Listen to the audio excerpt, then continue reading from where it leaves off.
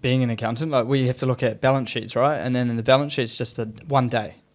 It just takes a snapshot of 1 day, and we're like, when we get the report, or one of our team prepare it, and I see it, and I'm like, oh yeah, they got money in the bank, but it's not totally true. So there's this other dashboard that we use that gives us for each month, it gives us the bottom amount of the month of what the bank balance was. So say it was $2, and it gives you the maximum, and there's a graph that goes up, and it's got a dot on the maximum. Say the maximum was 170, and then it tells you what the average was during the month. So you can see if it goes into $2 and it's like does that again and again and again, I'm like, how's this guy sleeping? So that's where I would come in and go, all right, we need an overdraft, make it like 40 grand or something, or 4 or 5 or 10 grand or whatever, just so you're not like on the bottom, and just stressing out about it. And the other thing is that, and we don't want to talk too much accountanese today, do we? We want to try and keep it pretty simple for the people out there. But it's, what makes up the profit and the income showing on the P&L for the business, right?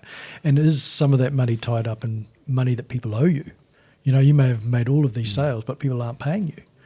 So on paper you're doing really well, but the money's not coming into the bank. And so the other for one accounting that's what, debtor days? Debtor days. Yeah, accounts receivable. Yeah, so that links to your cash and bank. Yeah, people that owe you money. Makes it simple.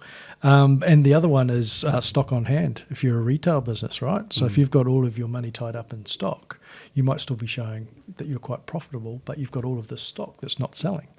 So those are probably two simple areas where a business may be showing that they're doing very well, but the cash is not there.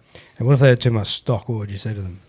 Well, it depends on how long it's been around. You can probably answer that question, mate. You're the expert. No, you're all experts. For me, it'd just be, if it's slow-moving stock, would you run a sale just to get rid of some of that old stock, Well, I've just brought up, like what you've talked about is what I constantly talk about with clients is that cash conversion cycle. Like how long does it take you to turn your cash back into cash?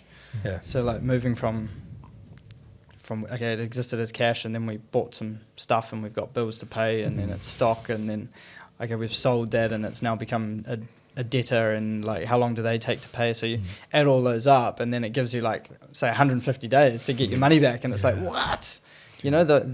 So cash conversion cycle should be something that almost every business should know. It's harder in some industries for sure, especially if you don't have stock or whatnot, but I would challenge that almost every business should be able to figure out what their cash conversion cycle is. So important. Yeah, good.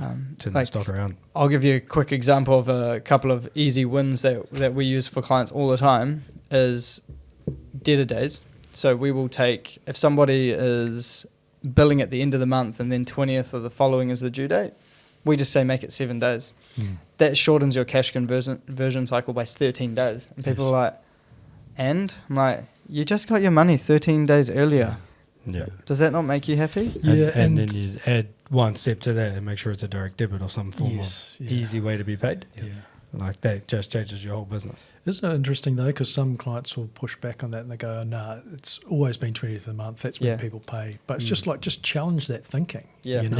And even if you just put on the invoice 7 days, there'll be half of the people that will just pay on that date. Well, we know across Australasia, the average amount of days paid late is 14 days, right? So if you put 7th due following, people are going to pay on the 21st. So if you put the 20th, they're going to pay you on the 4th next month. What a fucking wind up though, eh? It's like, hey mate, I need your services, and I agree to what it cost me. You deliver this, you take the shit from them, and then you just don't pay. Yeah. Like, how do people think that's crazy. Okay and not embarrassing? Yeah. Like, I actually, like, I'm a bad admin person, but I will still pay my bill. Like, it might be fucking messy, but the bill will be paid. And in fact, like, I always, if someone gives me a bill, I'm like, can you just take a direct debit? Because it's easier for me. Like, make my life easier.